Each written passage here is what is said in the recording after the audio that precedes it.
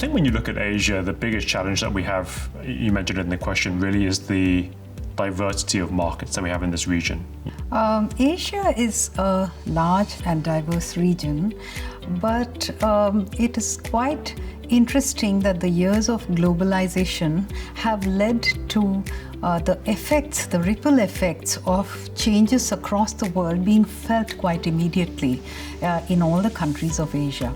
And now, whether you look at large manufacturing hubs and large domestic markets like in China or India or Indonesia, or you look at smaller countries of Asia, each has its own dynamic and its own reason to worry about the effects that are playing out in the world. Yeah, so really when I first stepped into this Asia CFO role, the first challenge I face is that the Asia is quite a diverse region, both from a culture perspective and also from an economic dynamic perspective. I think in terms of financial risk, we're probably stepping into an era of higher market volatility, particularly with respect to exchange rates. So managing exchange rates for a CFO who's looking at a bunch of currencies and countries within the region might become more critical in the last few years when things have been rather direction and range bound and not a big source of concern. So I think that looking at what's happening with the dollar, especially since the US elections, and what that means for hedging strategies, what that means for taking FX deliverables in the first, second, third, fourth quarter of next year would become a big part of conversation between finance and the CEOs into the 2025 and 26 beyond. So, really in managing a portfolio of businesses, a lot of how we look at, financial risk is thinking through what might happen, right? Looking at not just the next 1 or 2 years, looking at the next 3 to 5 years. How do we diversify a portfolio? Where do we see the consumer going?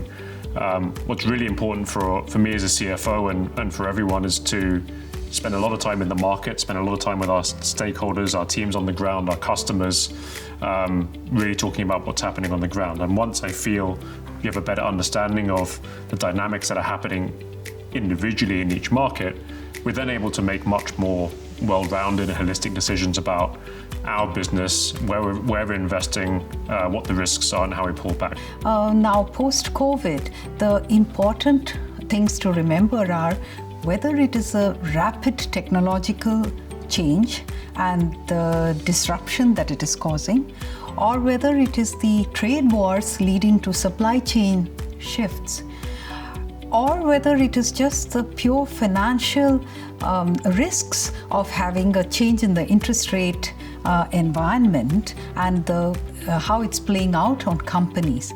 All these are things that as leaders of companies and as board directors, we need to be cognizant of and need to respond in a very agile manner.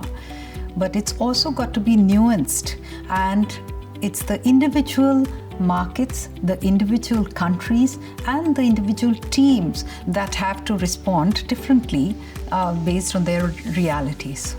So focusing on the macro trend, looking at the policy volatility coming out of the US, but also some of the reactions that central banks and policymakers in the region would be critical. There's this additional aspect of trade war related volatility that finance risk managers have to take into account.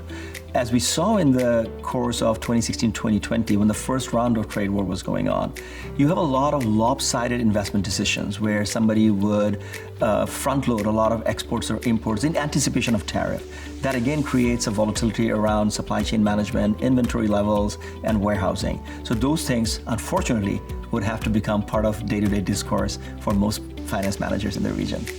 So really, it's a long-winded way of saying just getting to know what's happening on the ground at the markets, get to understand what's front of mind for your teams, your on the ground and customers and consumers, and then scenario planning around that.